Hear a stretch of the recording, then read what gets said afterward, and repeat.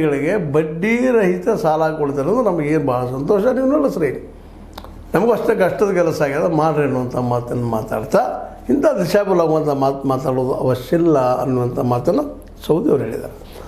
ಇದಕ್ಕಿನ್ನ ರಮೇಶ್ ಅವರು ಯಾವ ರೀತಿ ಉತ್ತರ ಕೊಡ್ತಾರೆ, ಕುಮಟಳ್ಳಿ ಅವರು ಯಾವ ರೀತಿ ಉತ್ತರ ಕೊಡ್ತಾರೆ ಅನ್ನೋದು ಅಷ್ಟೇ ಮುಖ್ಯವಾಗಿ. ಯಾಕಂದರೆ ಇವತ್ತಿಗೆ ಚುನಾವಣೆ ನಡೆದದಲ್ಲ.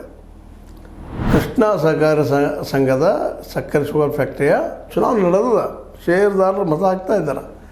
9,000 ಜನ ಷೇರುದಾರರಂದೇನೋ ಸುದ್ದಿಗಳಿದ್ದಾವೆ. ಅವ್ರು ಮತ ಹಾಕ್ಲಿಕ್ಕೆ ಶುರು ಮಾಡಿದ್ದಾರೆ. ಈಗ ಈ ಸಂದರ್ಭದಲ್ಲೇ ಈ ಒಂದು ಹೇಳಿಕೆ ಅಂತ ಹೇಳಿಬಿಟ್ಟು ನಾವು ರೆಡಿ ಇದ್ದೀನಿ, ಬರೀ ಅದು ಜೆರಾಕ್ಸ್ ಕಳಿಸ್ರಿ, ನಮ್ಗೆ ನಾವು ಸಾಲ ಎಸೆದು ಕೊಡ್ತೀವಿ ಅನ್ನೋದು ಎಸೆದು ಕೊಡ್ರಿ, ನಾವು ಬಿಡ್ತೀವಿ, ಗೆದ್ದು ಸಹಿತ ಬಿಟ್ಟು ಕೊಡ್ತೀವಿ. ಸ್ವತಂತ್ರವಾದ ಮೀಡಿಯಾಗೆ ಬೇಕಾಗಿರುವುದು ಸ್ವತಂತ್ರ ಧ್ವನಿ. ಆ ಸ್ವತಂತ್ರ ಧ್ವನಿ ಉಳಿಸಲು ನೀವು ಮಾಡಬೇಕಾದದ್ದು ಇಷ್ಟೇ. ಅದೇನಪ್ಪಾ ಅಂತಂತಂದ್ರೆ ನಿಮ್ಮ ಕೈಲಾದಷ್ಟು ಸಹಾಯ ಈ ಚಾನಲ್ಗೆ ಮಾಡಿ ಹಾಗೂ ನಿಮ್ಮ ಧ್ವನಿಯನ್ನು ಕಾಪಾಡಿಕೊಳ್ಳಿ. ಇದು ಏನಪ್ಪ ಅಂತಂದ್ರೆ, ಯಾಕಂದ್ರೆ ಬಡ್ಡಿ ಫ್ಯಾಕ್ಟ್ರಿಗಳಿಗೆ ಕೆಲವು ಅದಾವ ಇಲ್ಲಂತಲ್ಲ. ಈಗಾಗಲೇ ಕೇಂದ್ರ ಸರ್ಕಾರ ಇದ್ದು ಸಾಕಷ್ಟು ಕಂಪ್ನಿಗಳಿಗೆ ರಿಟರ್ನ್ ಅಪ್ ಮಾಡಿದ್ದು ನಾವು ನೋಡಿದ್ವಿ.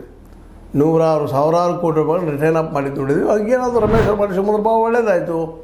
ರಮೇಶ್ ಜಾರಕಿಹೊಳಿ ಅವರು ನನ್ನ ಅಭಿಪ್ರಾಯ ಅದು ಅಂದಷ್ಟು ಸುಲಭ ಅಲ್ಲ, ಹೌದು ಅನ್ನೋದಿನ ರಮೇಶ್ ಜಾರಕಿಹೊಳಿ ಅವರಿಂದ ನಾವು ಕೇಳಬೇಕಾಗಿದೆ. ಯಾಕಂದ್ರೆ ರಿಟರ್ನ್ ಅಪ್ ಆಗಿದ್ದೇನೆ ಸುಳ್ಳಲ್ಲ, ಅದನ್ನು ಇಲ್ಲಿ ಅಪ್ಲೈ ಆಗ್ಬೋದಾ?